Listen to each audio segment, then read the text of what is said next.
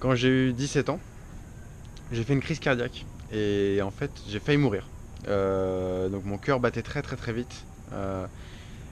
Et j'étais à l'hôpital et j'ai survécu.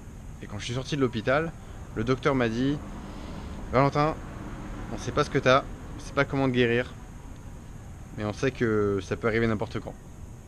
Et si ça t'arrive pendant que tu voyages, etc., et que t'as pas de défibrillateur à côté de toi, ta seule chance c'est de mettre les doigts dans la prise. Et moi à 17 ans, mon monde a switché quoi. Tout d'un coup, je me suis dit,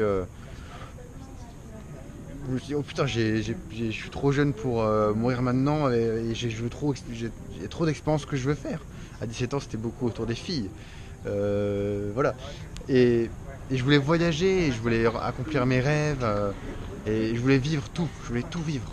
Toutes les expériences que la vie pouvait m'offrir, je voulais les vivre. La vie pour moi, c'était une orange et je voulais presser tout le jus et boire tout le jus de cette orange.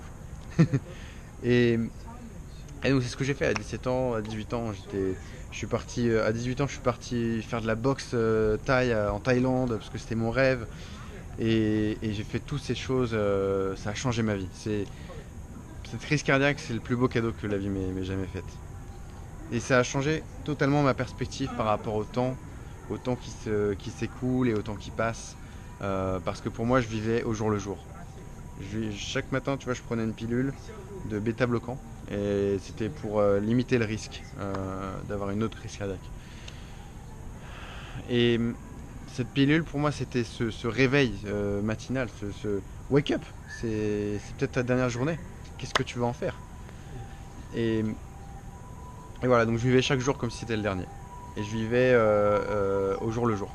Ensuite, quand j'ai eu 19 ans, j'ai fait une deuxième crise cardiaque. Et là, c'était un peu plus dramatique parce que j'étais dans l'ambulance et l'électrocardiogramme, il faisait ta ta ta ta comme ça. Et il montrait mon battement de cœur par minute. Et moi, je me disais, mais ça va être quoi mon record? Et mon record, c'était 247 battements par minute. Ça fait 4 battements par seconde. C'est genre, je sais pas, en une seconde, t'arrives à dire tac tac tac, bah c'est ta ta ta ta ta ta ta comme ça. Et donc mon cœur battait très très vite, mais de moins en moins amplement. Donc, tu vois, euh, et j'étais dans l'ambulance, et il y avait tout le monde qui s'excitait autour, avec les défibrillateurs, les trucs comme dans les films, quoi. C'était délirant. Et moi je me disais, et tu vois, mon cœur battait de moins en moins amplement, et donc je sais pas, je sentais que c'était bizarre. Et moi je me suis dit, c'est bon, j'ai vécu. Je suis trop trop reconnaissant et heureux d'avoir eu cette première crise cardiaque qui m'a permis de changer au lieu de mourir maintenant quoi. Et donc d'avoir vécu un peu plus d'un an à fond, je me suis dit mais c'est bon, ok, merci, je peux y aller. Et je me suis dit et si je survis, mais wow, je vais vivre une putain de vie de fou quoi. Je vais faire tous mes rêves, je vais inspirer les autres. Un grand truc chez moi, c'est de partager cette vision de la vie. Et donc je vais inspirer, je vais vivre à fond, je vais voyager. Je veux pas d'une carrière dans un bureau, je veux être entrepreneur et je veux créer des choses pour mes clients, donc Kumiko Matcha. Euh, et voilà, je vais vivre encore plus une vie de ouf. Et c'est ce que j'ai fait. Donc j'ai survécu, merci. Et voilà, j'ai vécu encore plus intensément et à fond, faisant plein de voyages. Avant Kumiko Matcha, j'ai eu plein de projets entrepreneuriaux qui n'ont pas marché, qui ont foiré.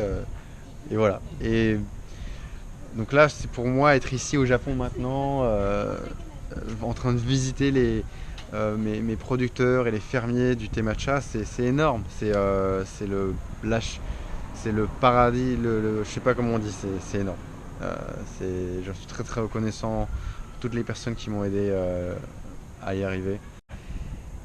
J'ai été guéri il y a 3 ans. Il y a 3 ans, les docteurs m'ont rappelé et m'ont dit: Ah, Valentin, on sait ce que tu as, on va te guérir et on va t'opérer du cœur. Donc ils ont grillé un truc dans mon cœur et pouf, j'ai été guéri. Je prends plus aucun médicament, j'ai pas plus de risques que n'importe qui. Et c'est ça aussi le truc, c'est que n'importe qui Toi, moi, on peut tous mourir le lendemain. Qu'est-ce qu'on va faire de cette journée? Qu'est-ce qu'on va faire de cette vie? Parce que oui, tu sais, en fait, je vivais comme si chaque jour était le dernier, dans un hédonisme poussé, quoi, extrême parfois.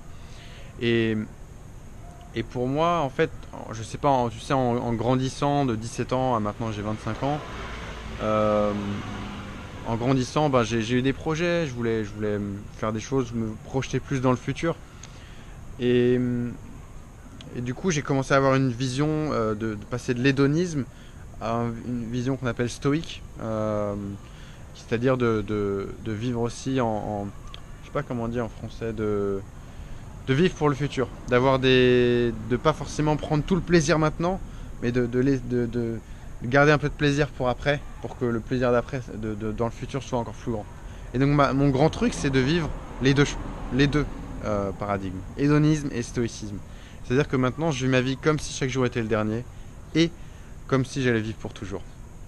D'où Kumiko Matcha, la beauté éternelle dès maintenant. Voilà. Et oui, pourquoi je tutoie? Parce que le but avec Kumiko Matcha, c'est de créer une communauté, tu vois. C'est de créer une communauté, des gens qui sont, qui veulent du thé matcha premium, bio, et on sait pourquoi on consomme bio. Tu verras peut-être dans une autre vidéo. Et c'est ce sentiment d'être ensemble. Et ok, c'est dans notre société en France, on peut ne pas être d'accord avec le tutoiement. Mais voilà, c'est la position que je voudrais employer. Je voudrais créer une communauté où on est proche tout en étant loin. Voilà, je pense que j'en ai dit. Et encore une fois, c'est super d'être au Japon ici. Euh, c'est énorme pour moi et merci d'avoir regardé la vidéo.